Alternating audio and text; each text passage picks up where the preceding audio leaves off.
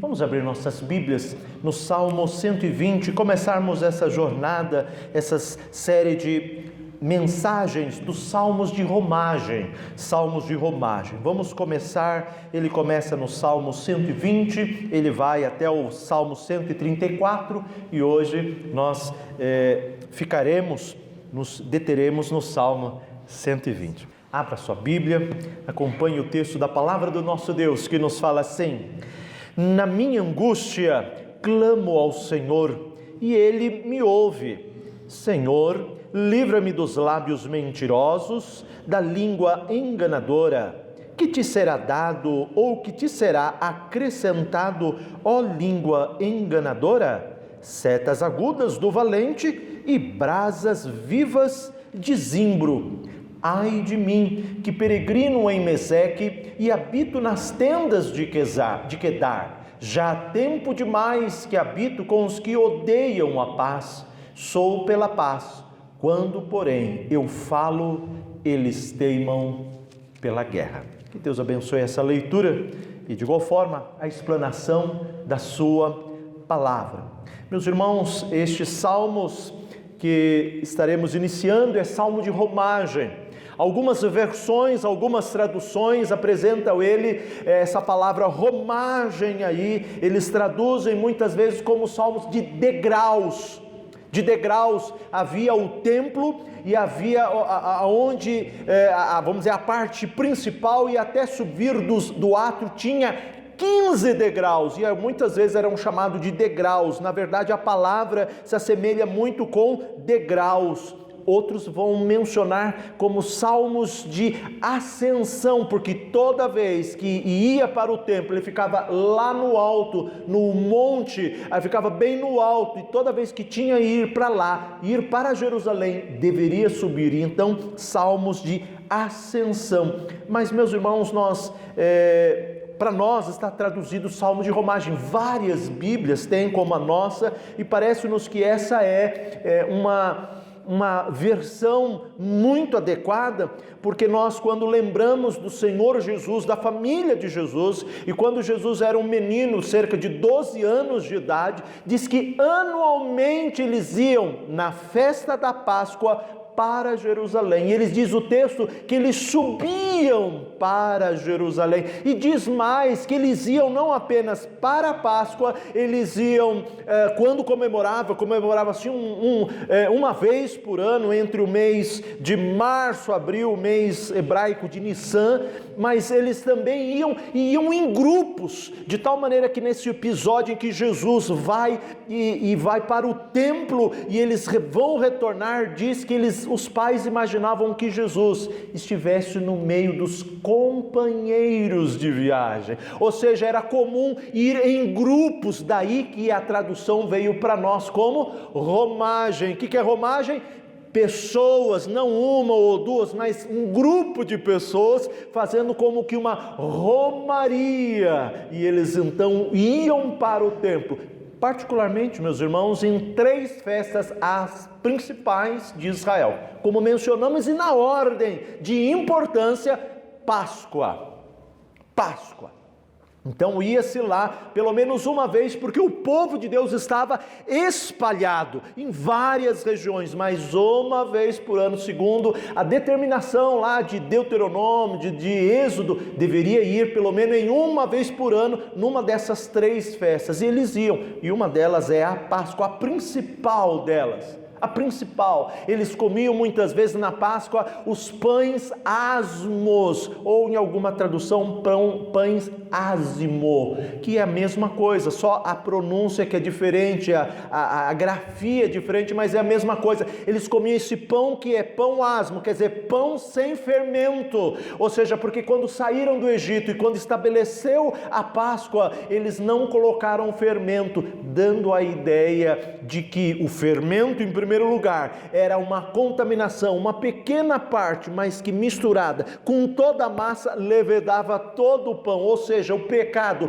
por menor que seja, na vida de alguém, na vida de uma nação, de um povo, contamina totalmente. Então eles comiam sem fermento, pão asmo, comiam sem fermento. E tinham na época ervas amargas, porque para lembrar da opressão que eles tiveram, e eles saíam. Essa era uma das ocasiões. A segunda festa tão importante, a segunda em ordem, era a festa das primícias, também conhecido como Pentecoste, porque Pente 50 dias depois da Páscoa celebrava as primícias. O Senhor Deus abençoava com sementes, o agricultor lançava, mesmo que em meio a dificuldades, e um dos salmos de romagem, Salmo 126, nos lembra disso, e quando ele nos diz o seguinte: quem sai com lágrimas, semeando, voltará com alegria, trazendo seus feixes. Mesmo com dificuldades, o Senhor abençoa, que eles lançam e eles colhem, e as primícias é exatamente isso. Era quando eles lançavam e os primeiros frutos eles colhiam e apresentavam para o Senhor, entregavam ofertas de manjares, que nos é dito. Essa é a segunda festa. A terceira festa, tão importante também, essa já realizada mais em torno de Tinsri, na verdade seria setembro, outubro, alguma coisa próximo disso. Setembro e outubro era a festa dos tabernáculos ou das tendas, quando o povo, lembrando da saída do Egito, o Senhor Deus punha tendas para eles lembrar que na peregrinação eles não tinham casa fixa, mas o Senhor sempre estava com ele, porque tenda ou tabernáculo tem esse significado, é templo, significa a presença de Deus no meio deles. E dessa maneira, meus irmãos, é assim que os salmos de romagem são apresentados. É salmo de peregrino, e nós lemos, e ele mesmo cita: eu sou peregrino na terra de Meseque. E peregrino é aquele que está caminhando de um lugar a outro, de uma cidade, de um ponto a outro, aguardando o rumo à terra prometida, e muitas vezes, e particularmente, indo em direção a Deus. E é exatamente esses salmos aqui, todos eles vinham em grupos, vindo ou voltando para suas casas, eles iam cantando vários salmos, e dentre os vários, estes do 120 ao 134, 15 salmos estes que expressam uma série de sentimentos, uma série de expressões da vida, lutas, dificuldades, mas também alegrias. O próprio Salmo 126,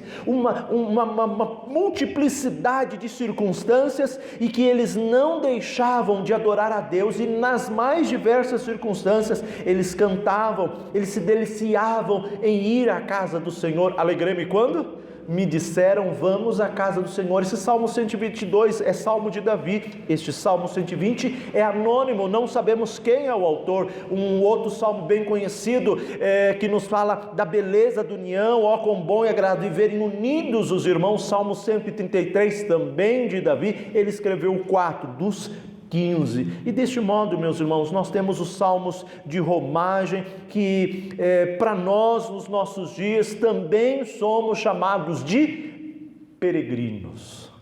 Quando lemos a carta do apóstolo Pedro, dentre outros textos, ele fala isso, e nós lemos isso: bendito Deus e Pai. Mas ele também fala que Pedro, o apóstolo de Jesus Cristo, aos forasteiros da dispersão, aos peregrinos, aqueles que estão forasteiros, estão longe do seu lar, estão fora do seu lar, são forasteiros, são espalhados, mas eles têm comunhão com o Senhor. E nós também, há um velho cântico, eu creio que se não todos, alguns conhecem: caminhando vou para Canaã.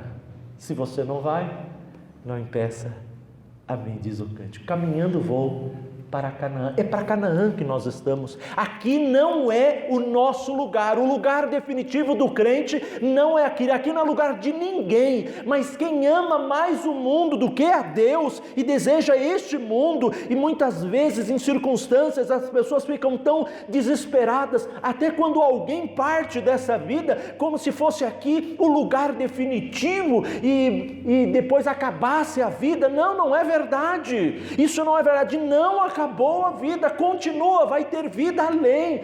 e ela pode ser com Cristo Jesus, mas dá desespero quem não tem Jesus.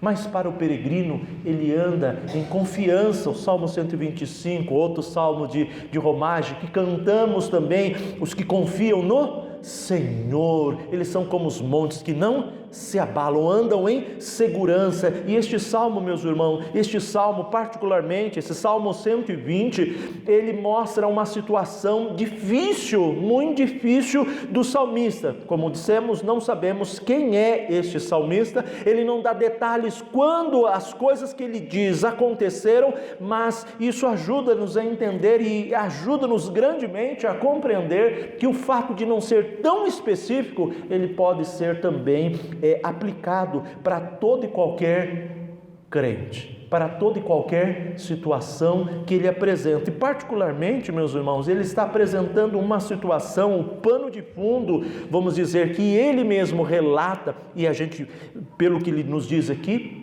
ele está numa situação difícil, angustiosa, de uma situação em que ele está sofrendo, ele deve lidar, ele lidou com uma, vamos dizer, uma campanha difamatória, uma campanha contra ele, uma campanha difamatória contra ele. Esse salmista teve que lidar com essa questão, e isso, meus irmãos, ajuda-nos a entender que como nós podemos, a exemplo do salmista, lidar com uma questão como essa situação difícil, essa situação que causa dor, causa angústia para o salmista e para todos quanto passam situação semelhante. Como lidar? Vamos olhar para o texto e observar como ele fez. Vamos olhar para o texto que aquelas ações que ele teve são ações bíblicas. Compreendemos que são ações positivas,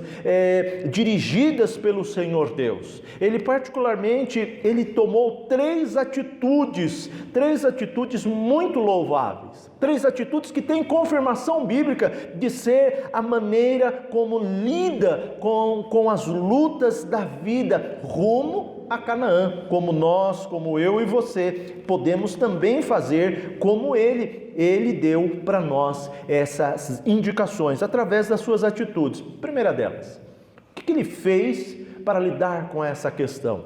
O texto já logo nos diz: na minha angústia, clamo ao Senhor. Primeira atitude, é a atitude de clamar, é de orar com intensidade. Porque sabemos que oração, a palavra oração é falar com Deus, é se apresentar diante de Deus, mas é o aspecto, vamos dizer, geral, oração.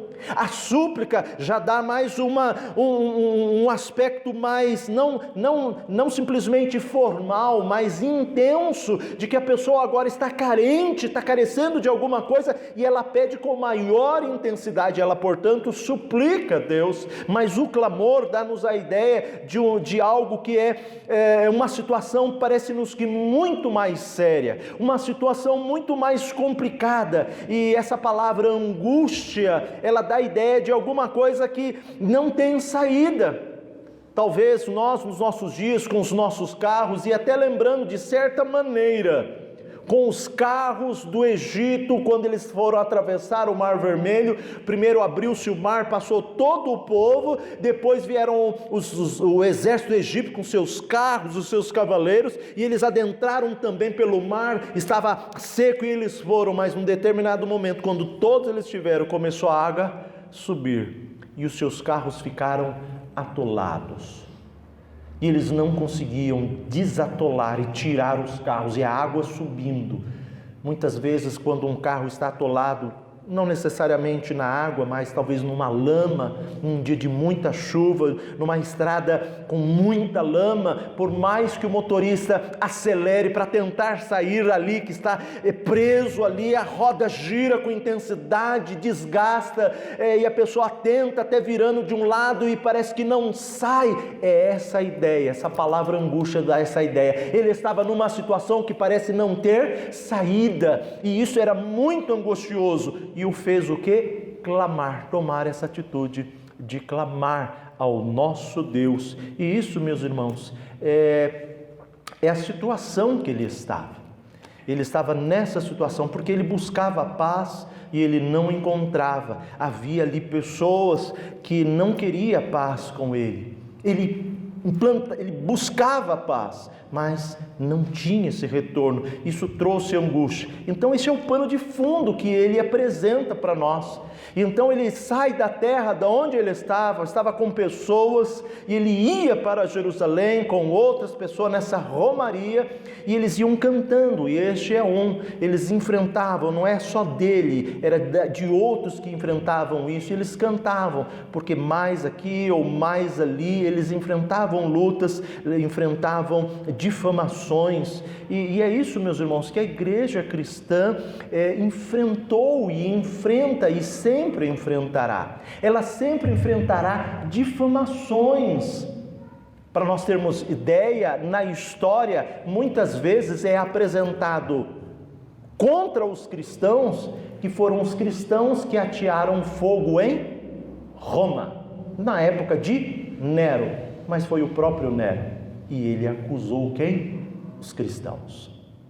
Os cristãos eram acusados falsa, mentirosamente, eram como que homens, comedores de carne, ou melhor dizendo, de carne humana.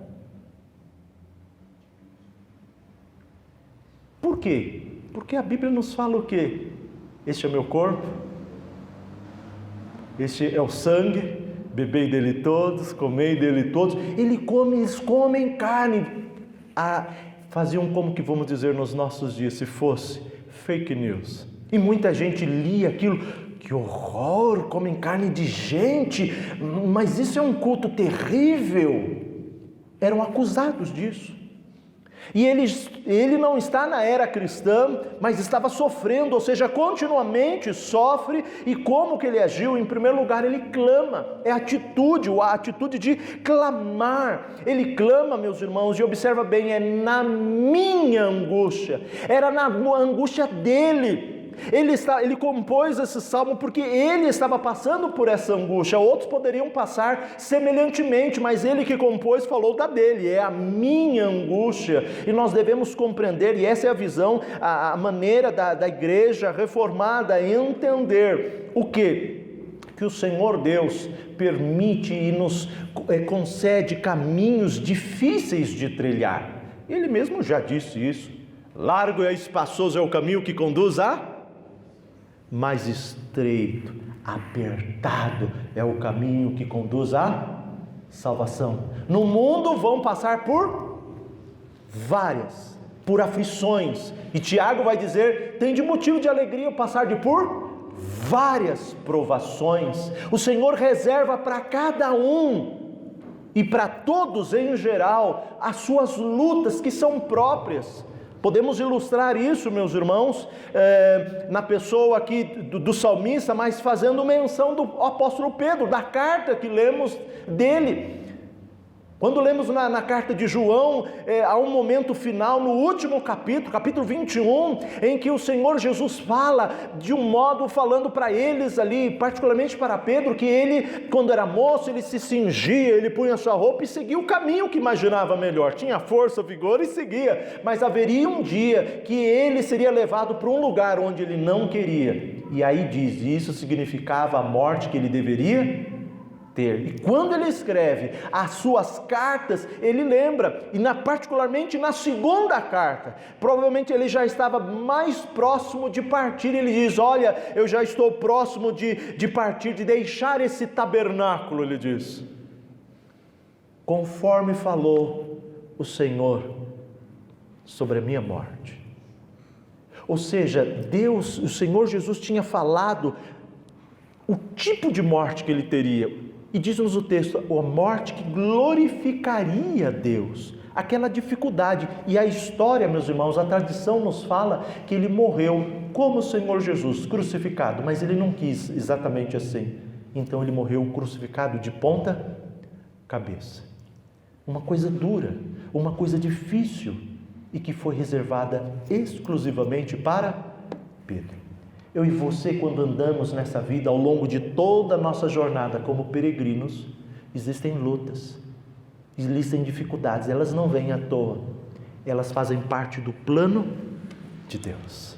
E é através dessas provas, dessas dificuldades, que nós podemos expressar e nós podemos louvar ao nosso Deus. E na verdade são essas circunstâncias que muitas vezes o Senhor usa para que nós não apenas venhamos a orar, venhamos a suplicar, nós venhamos a clamar, a reconhecer que não tem saída, e a única saída é se achegar ao Senhor Deus. Jesus mesmo convidou, disse: vinde a mim todos vós que estão o quê? Cansados, estão o quê? Sobrecarregados, o peso é grande, venham a mim. É exatamente isso que Ele está fazendo. Na minha angústia eu me aproximo do Senhor, eu chego ao Senhor, eu quero comunhão, eu preciso ter alívio, as pessoas precisam ter alívio, e é no clamor ao Senhor, é nessa comunhão com Ele que há fortalecimento.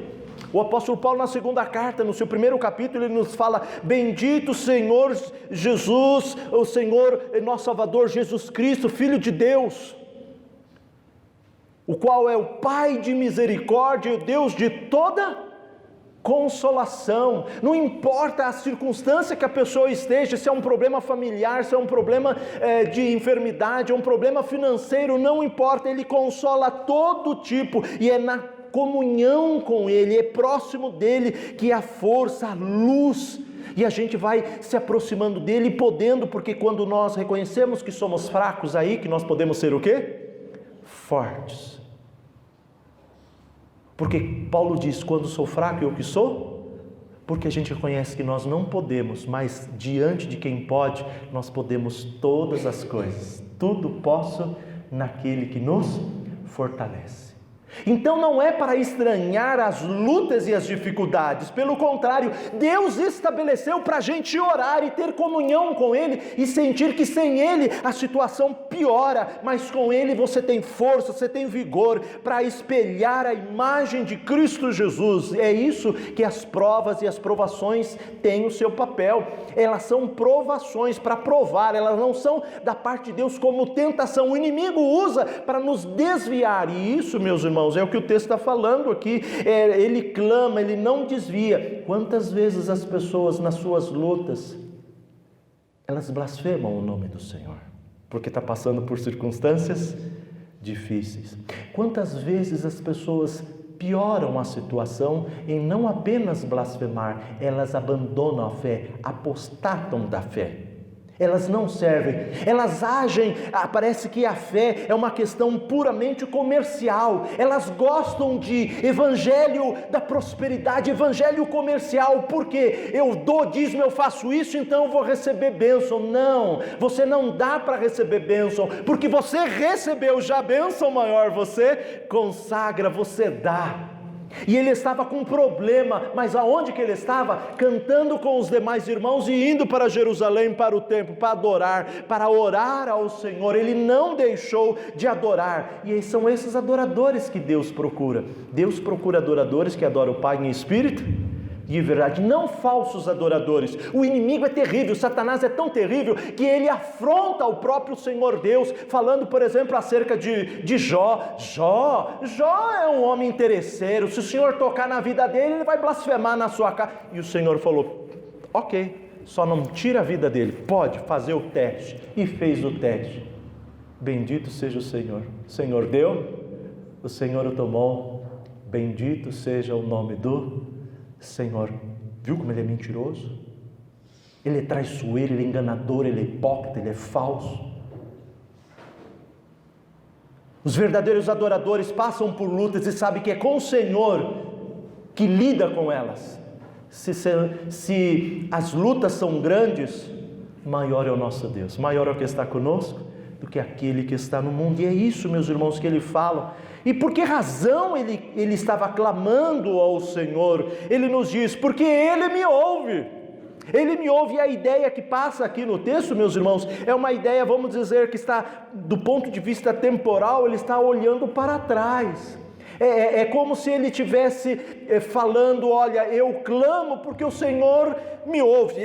Eu já tenho uma experiência de outras ocasiões que em situações adversas e diversas situações como essas, eu clamei e o Senhor me ouviu. Não é Davi, mas seja Davi ou outra pessoa, passou por circunstâncias difíceis e tinha essa experiência. Davi, quando escreve o Salmo 34, ele mesmo diz isso: eu busquei o Senhor e Ele me acolheu, livrou-me de todos os meus temores. Contemplai e serei iluminados, e o vosso rosto jamais sofrerá vexame. Clamou este aflito, e o Senhor o ouviu e livrou de todas as suas tribulações. O anjo do Senhor acampa ao redor daquele que o teme. Era a experiência de Davi, mas também era a experiência dele, é a experiência do cristão. Há uma necessidade, a nossa memória nunca, jamais, não acreditem quando alguém diz que no céu nós vamos perder memória, não vamos lembrar das coisas. Vamos, e ainda mais aguçadamente, até das mais diversas situações de dificuldade, para que a gente glorifique ainda mais alto o nosso Deus. Nós temos que ter, somos pessoas, precisamos de referência, e quando a situação está difícil e o Senhor nos livra, nós vemos o tamanho do amor dele. Por isso que sempre vamos lembrar, e a memória é importante, é olhar para trás, não para reclamar, não para murmurar, não para apostatar, mas é olhar para trás e ver as maravilhas, anunciar entre as nações a sua glória, entre os povos as suas maravilhas. É para ver quantas coisas o Senhor tem feito por nós, tem ouvido, e isso motiva ele clamar em situações parecidas ou mais sérias, motiva a orar. A Bíblia mesmo nos fala o quê? Ela sempre fala, ela trabalha a vida dos irmãos, por exemplo, assim, de dois, não é isso? O testemunho de duas pessoas é verdadeiro. Jesus mandava de 2 em 2. Eclesiastes nos ajuda a entender a importância de 2. Quando um cai, o outro levanta. Com 2, um se aquece com o outro. Sempre de 2. Benefícios de estar em 2 pessoas. O benefício de eu e você orarmos a Deus, cada um com o nosso Deus. 2. Estão entendendo?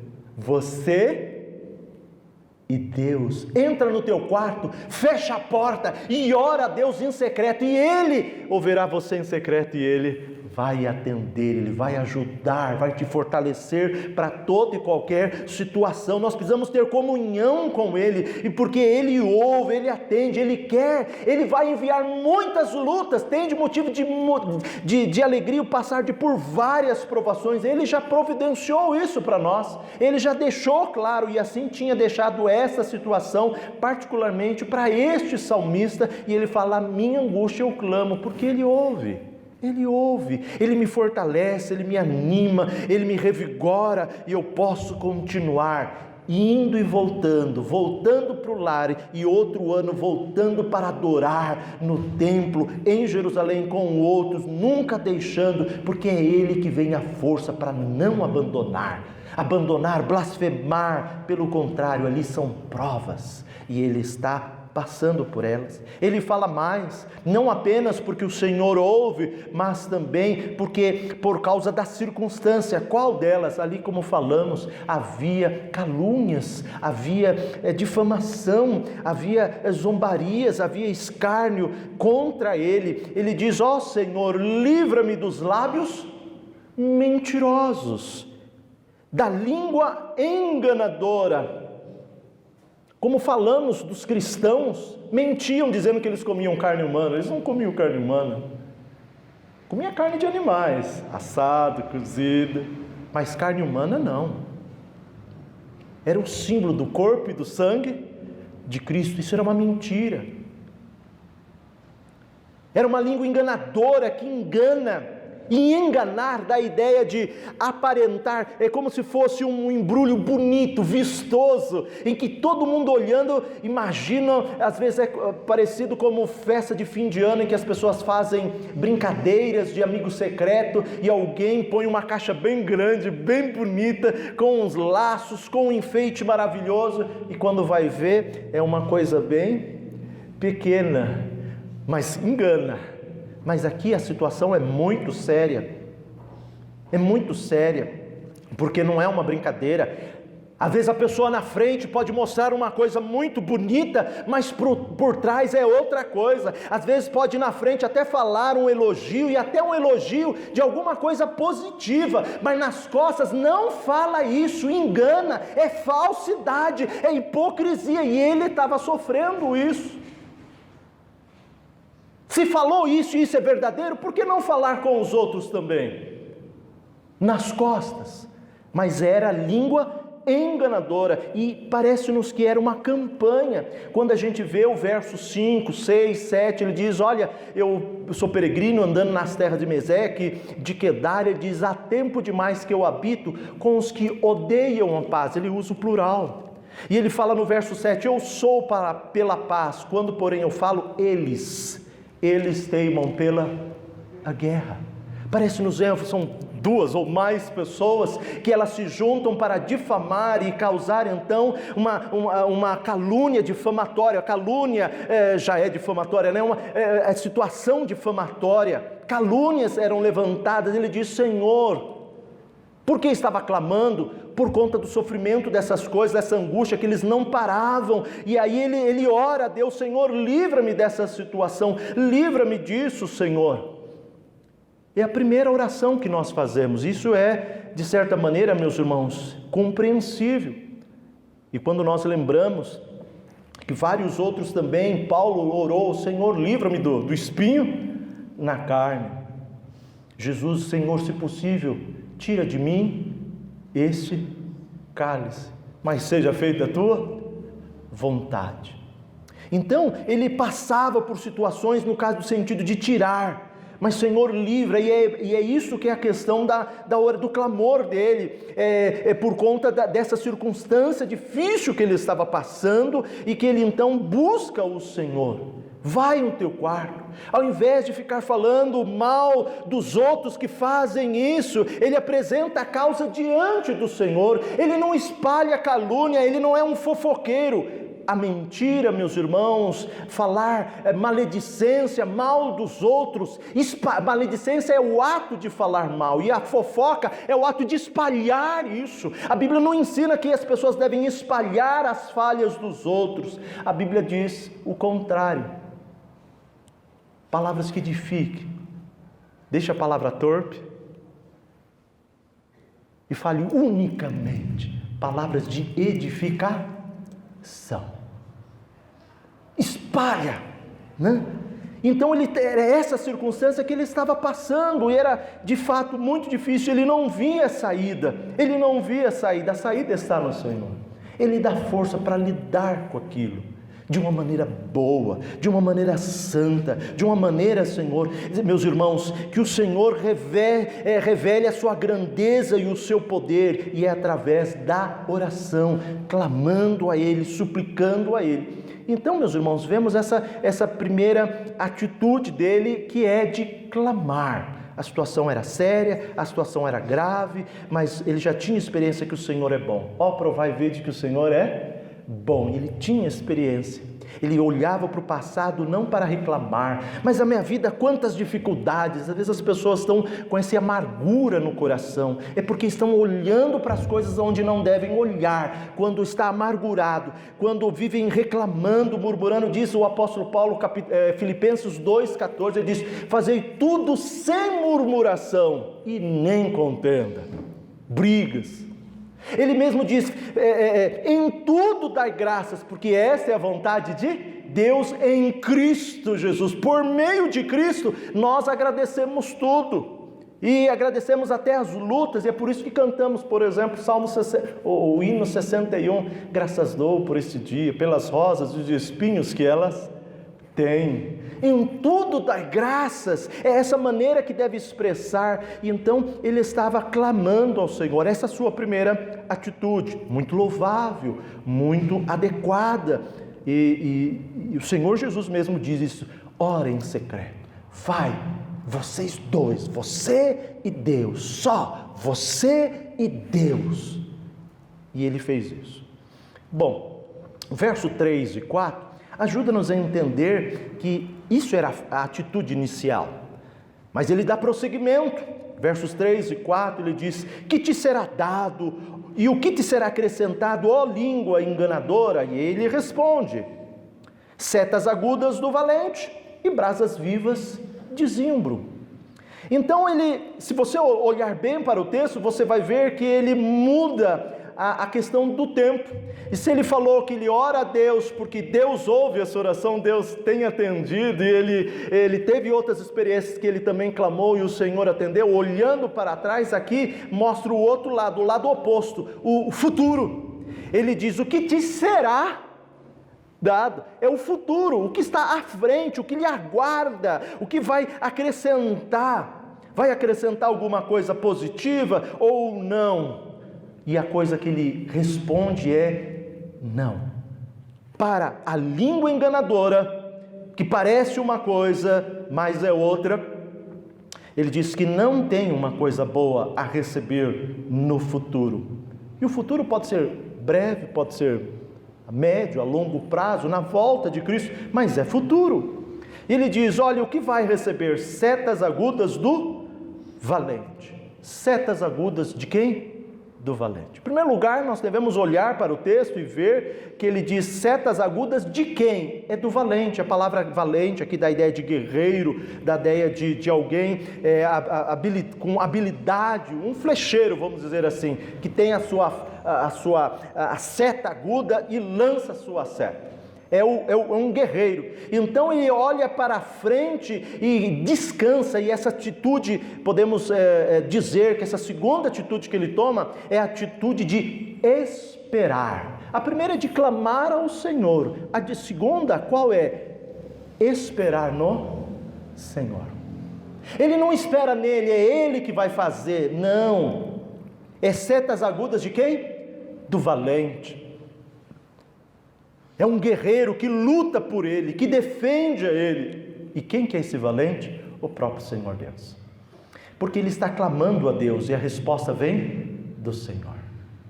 E Deus envia e enviaria e já enviou este guerreiro, o Senhor dos Exércitos. Entrai, o Rei da Glória. Quem é o Rei da Glória? O Senhor, Ele é o Rei da Glória. É Jesus, Ele é o Rei. Ele é o Rei, é o homem que Deus enviou, é o guerreiro, é o Senhor dos Exércitos. Ele mesmo, quando no início ainda do seu ministério, Jesus Cristo, quando falaram as blasfêmias contra ele, dizendo que ele fazia os milagres no poder de Beelzebu, do maioral dos demônios, né? E ele então orienta e fala: não pode ser, porque se Satanás e os seus demônios um contra o outro, essa casa vai se desfazer. Tem que ser um adversário. E ele diz: olha, o valente. Por exemplo, para entrar na casa, para prender o valente, tem que prender alguém, tem que entrar o valente, bem forte, mais poderoso, prende, e aí assalta. E aí isso ele faz uma referência. Se veio esse, é sinal que já chegou o reino de Deus. E o reino de Deus se inaugura com o seu rei. É Jesus.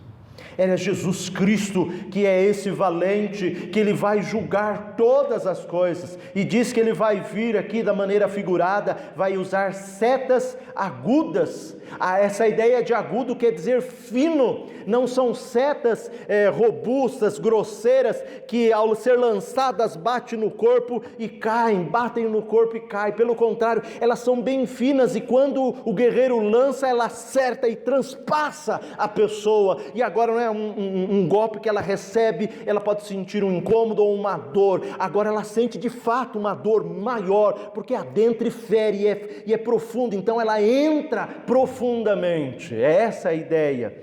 E quando o salmista nos fala essa ideia, no Salmo 64, ele nos dá essas informações, né? Ele nos dá essas informações, ele diz o seguinte: teimam no mau propósito, falam secretamente armar ciladas, dizem: quem nos verá? projetam iniquidade, inquirem e tudo o que se pode escogitar. É um abismo o pensamento e o coração de cada um deles, mas Deus desfere contra eles uma seta, de súbito se acharão feridos, portanto serão levados a tropeçar, a própria língua se voltará contra eles.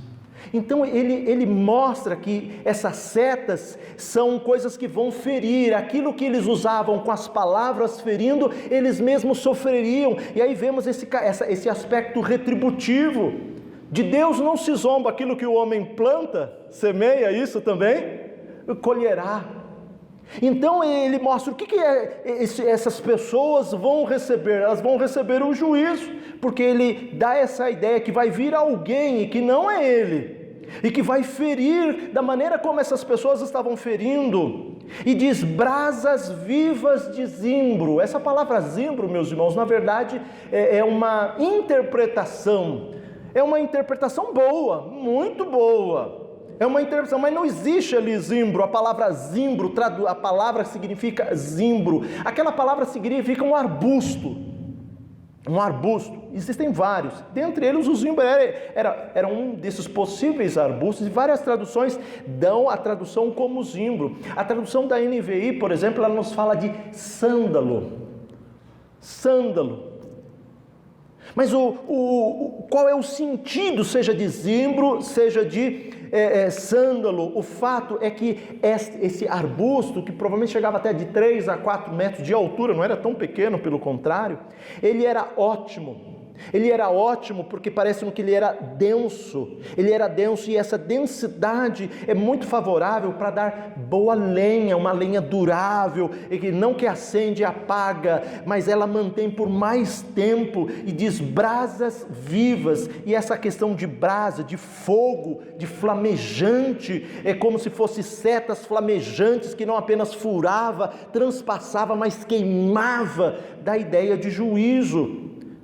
A ideia de fogo na Bíblia muitas vezes é juízo. Quando foi Elias, ele mandou fogo do céu.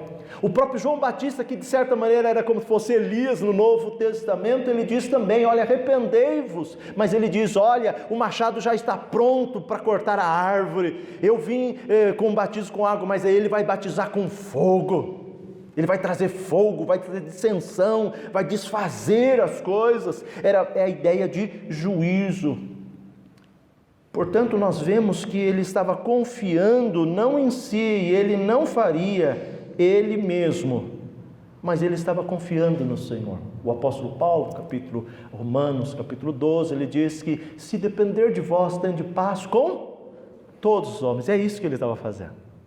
Ele estava tendo paz com os homens. Ele estava recebendo o mal e ele não estava pagando o mal. Ele estava recebendo o mal e ele não estava agindo da mesma forma, lançando as mesmas setas que ferem. Não. Ele estava apresentando diante de Deus, aquele que tem todo o poder, aquele que conhece, nada pode enganá-lo. E de tal maneira que ele, fazendo isso, ele estava cumprindo exatamente o que Paulo nos orienta ali. Se o teu inimigo tiver fome, dá de comer. Se tiver sede, dá de beber. Cuida dele. Cuida, ora por ele, abençoa a vida dele. Porque a Bíblia diz, a mim me pertence a vingança.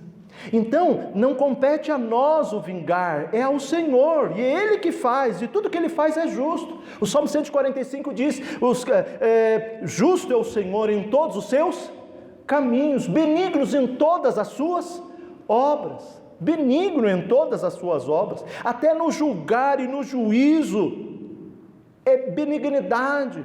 Quando a justiça pune o malfeitor, aprisiona, tira, é uma coisa boa, benigna. Ele está pondo ordem na sociedade, ele em todas as suas obras mostra benignidade, e ele é justo em todos os seus caminhos. O que ele faz, a vereda dele é justa, é plana, é reta, nele não há falha. Por isso que a Bíblia diz que todo homem seja pronto para ouvir, tardio para irar e tardio para falar, porque a justiça do homem a ira do homem não produz a justiça de Deus. Então entrega ao Senhor o teu caminho, confia nele, o mais ele fará.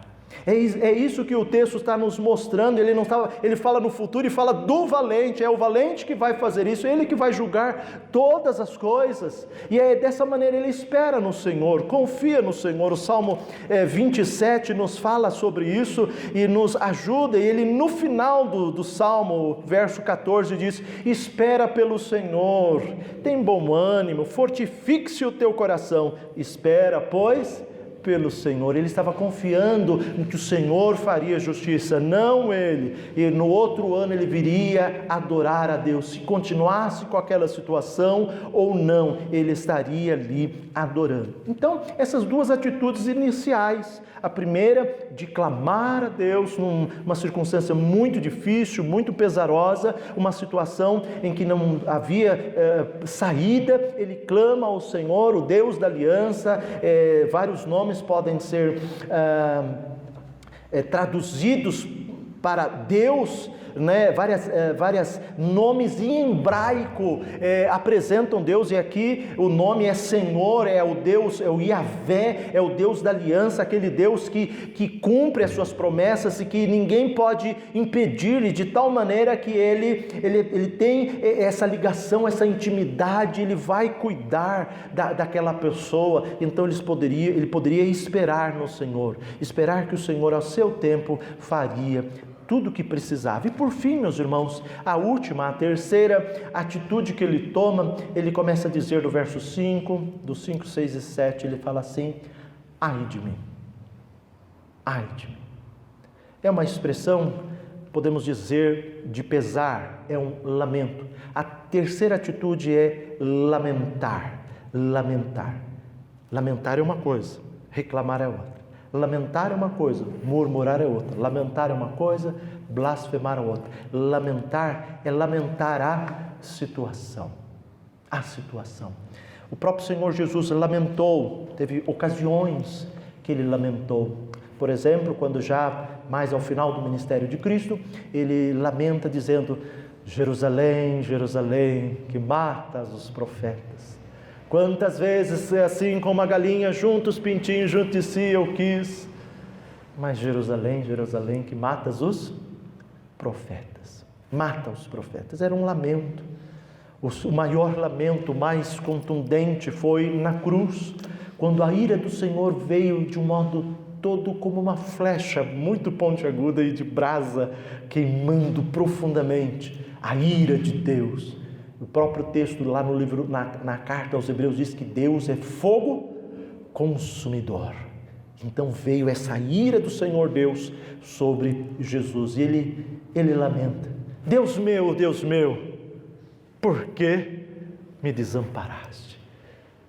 Era o pecado, e então ele recebeu o salário do pecado, ele fez pecado em nosso lugar, o justo pelos injustos. Ele lamenta, e ele lamenta, meus irmãos, como um peregrino, como nós. Ele era peregrino, ia de um lugar para o outro, e aqui fala de duas cidades, e é estranho no aspecto de que fala que ele era peregrino em Meseque e também habitava nas tendas de Quedar. É tão distante uma da outra.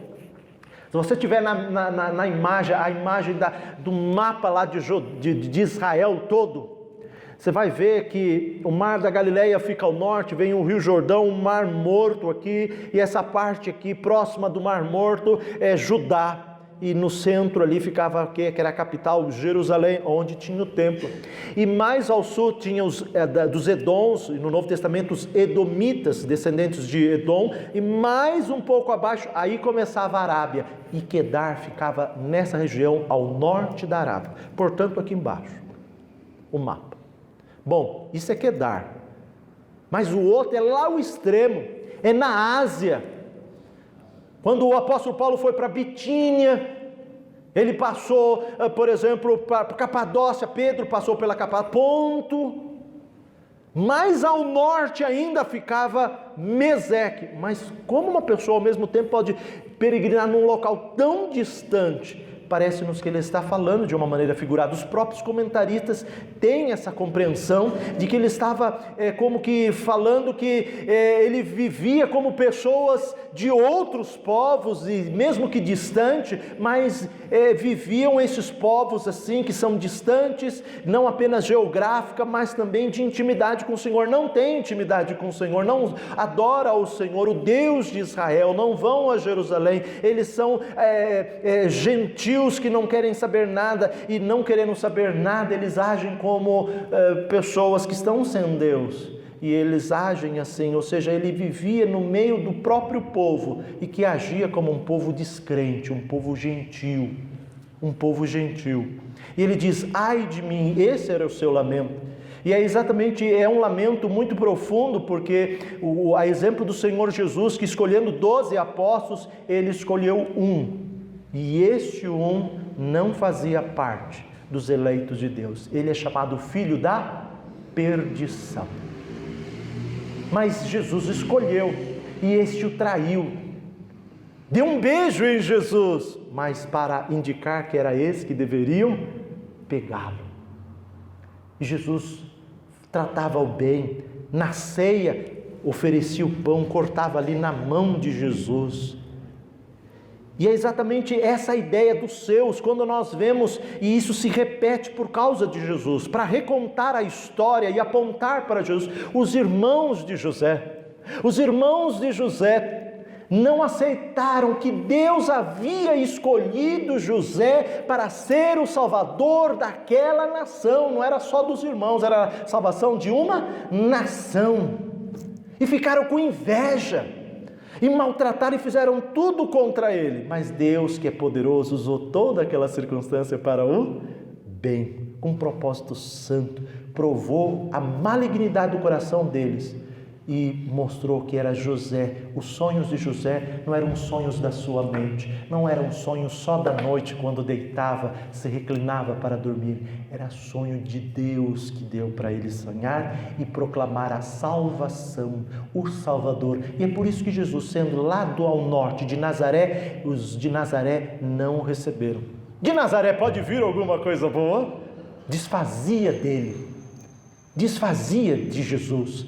E é por isso então que ele cita isso. Ele não pode peregrinar em locais tão distantes. Ele estava entre os seus, mas os seus não receberam. E receberam como? Receberam como fossem eles sendo gentios, de uma maneira totalmente desproporcional. E ele diz: olha, há tempo demais que habito com os que odeiam a paz, há tempo demais. Ele estava ali falando que já havia muito tempo que ele estava nessa situação. Aqueles que odeiam a paz, ele era pela paz, mas quando ele falava, eles teimavam pela guerra.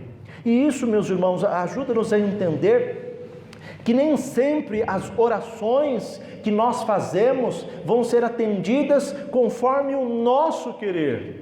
E Jesus ensina isso dizendo: Pai nosso que estás no céu, santificado seja o teu nome, seja feita a tua vontade. E Jesus ora dessa maneira: afasta de mim, mas seja feita a tua vontade. Nosso desejo é que a vontade do Senhor seja feita. Se o Senhor deu um plano, uma coisa difícil, receba isto e haja como Cristo. Haja como Cristo. Continue semear coisas boas, semear a paz. O próprio Paulo, quando escreve aos Gálatas, diz, em situação de conflito, ele mesmo diz: se algum dos irmãos for surpreendido em alguma falta, vós sois espirituais, corrigir. Então, diante de questões assim, ele diz: olha, mas de Deus não se zomba, aquilo que o homem plantar também se fará. E ele diz que devemos fazer o bem, não devemos cansar de fazer o bem. Não cansemos de fazer o bem. Aí no verso seguinte ele diz: mas que nós ceifaremos, se não desfalecermos. Se a gente cansa, desfalece, rompe com o bem, então a gente não vai colher mais, porque colheu só até aquela semeadura, depois acabou, não vai colher mais. Mas ele diz: olha, continue fazendo o bem. Os filhos de Deus são chamados de pacificadores. Bem-aventurados os pacificadores, porque são os pacificadores os filhos de Deus. Não são os que vivem a contender, a brigar, a litigiar. Não, são os pacificadores. Jesus é o príncipe da paz, Ele é a nossa paz, e nós devemos ter a imagem dele, buscar a paz. E Ele está buscando a paz, mesmo no meio daqueles que odeiam a paz. E Ele continua, e quando Ele fala, Ele vai tomando força e busca a paz, busca a reconciliação. Ele não tem a reconciliação, porque a reconciliação depende dele, mas depende do outro. Da parte dele Ele oferece a paz, mas da parte do outro não tem a paz. Se depender de vós, tende paz com todos os homens. E Ele não deixa de ser pacificador. Essa última parte talvez seja a parte talvez mais profunda, porque ele estava já há muito tempo nessa situação de buscar a paz e não colher. Ele estava semeando. E isso, meus irmãos, é o ensino bíblico, teológico, profundo, de linha reformada, que é exemplo dos amigos de Jó, os 3 amigos. Há 3 ciclos ali no livro de Jó, 3 ciclos de conversa, debate entre eles. Os 3 amigos vai falando, ele faz, Bildade, Zofar, aí responde Jó. Aí vem o segundo ciclo, ele faz, Bildade, Zofar, tem, e ele responde. Aí quando vai para o terceiro, aí vem um quarto, Eliú, mais um novo, e ele fala coisas muito boas. E aí vem o Senhor, aí é de 2 agora, Deus e Jó, e Deus fala sério com ele, fala sério.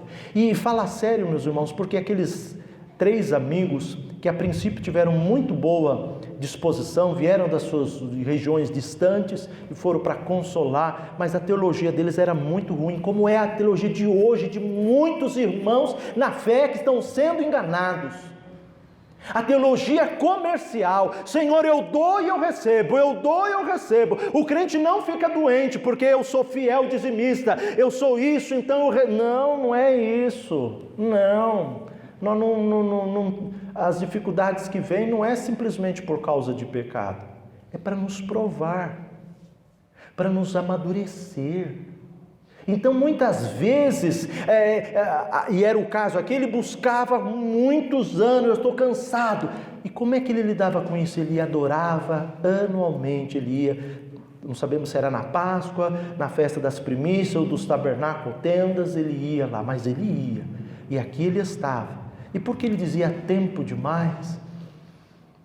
Porque ele sempre buscava forças no Senhor para não desistir da fé e de desistir, de cansar de fazer o bem.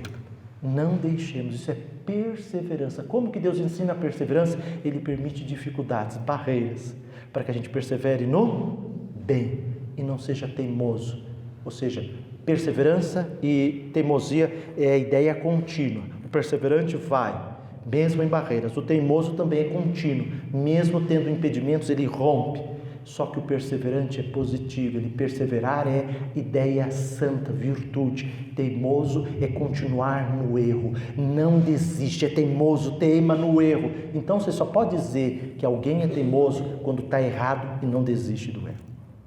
E você deve chamar só de perseverante. Satanás nunca vai ser perseverante, porque não tem virtude alguma, nenhum milímetro, nenhuma gota de bondade, de santidade, nada vezes nada. Ele nunca é perseverante. Satanás nunca é fiel. Se ele promete alguma coisa e ele dá alguma coisa para enganar, para mostrar que é fiel, que cumpriu, mas é só para enganar e depois aprisiona a pessoa. Então, ele ensina a perseverança aqui, meus irmãos, a perseverança de continuar. Deus ajuda ele a ter essa perspectiva de continuamente clamar e de esperar no Senhor, que Ele vai dar a seu tempo aquilo, porque essa aqui é um salmo de peregrinação, é um salmo que ajuda a gente a entender as lutas deles, as nossas lutas, são lutas necessárias para não nos apegarmos a este mundo. Não devemos devemos apegar ao mundo, é a Cristo que devemos apegar. Ele é a nossa esperança, é a Deus que nós oramos, e nós vamos mostrar que é Ele, perseverando em fazer o bem, nunca o mal. Não fofoque, não seja maledicente. Eu não posso, você não pode. Se eu sou, se você é, isso é mal, isso tem uma pena, é setas agudas do maligno que vem para destruir. Deus manda setas, permite até nessa vida, mas Ele vai permitir, hoje Ele pode permitir que o maligno lance, como o próprio apóstolo Paulo diz, que para não se ensoberbecer, permitiu que viesse um mensageiro de quem? De Satanás. De Satanás. Meus irmãos, esse salmo é maravilhoso, ele é muito maravilhoso, sabe por quê? Porque ele nos ensina a ser parecidos com Jesus. Ele nos ensina, e ele é messiânico, porque ele fala de Jesus. Quem sofreu disso, senão o nosso Senhor? Jesus. Ele sofreu a todo momento, desde quando ele veio, foi perseguido, sem causa. Sempre foi calúnia, sempre foi mentira.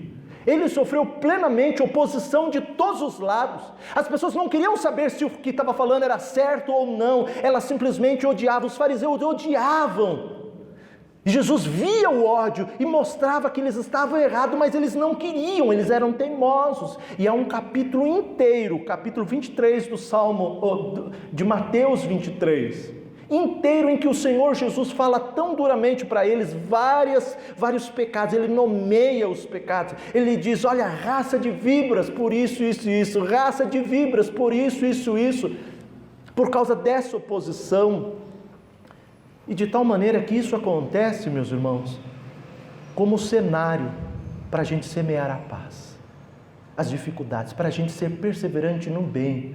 Ele permite, e de certa maneira se assemelhar ao Senhor Jesus. Nós precisamos, quando encontrar com Ele, ser mais parecido nessa vida com o Senhor, nos preparar para o encontrar com Ele, e Ele vai permitindo essas circunstâncias. Então nem sempre Ele vai atender da maneira como nós queremos, nem sempre Ele livra da circunstância, mas Ele livra sempre do pecado. O apóstolo Paulo, aos Coríntios 10, 13, ele nos diz o seguinte: Deus é fiel e não permite que sejais tentados além das vossas forças. Pelo contrário, juntamente com a tentação vos proverá livramento, de sorte que possais suportar. Há tempo demais eu habito.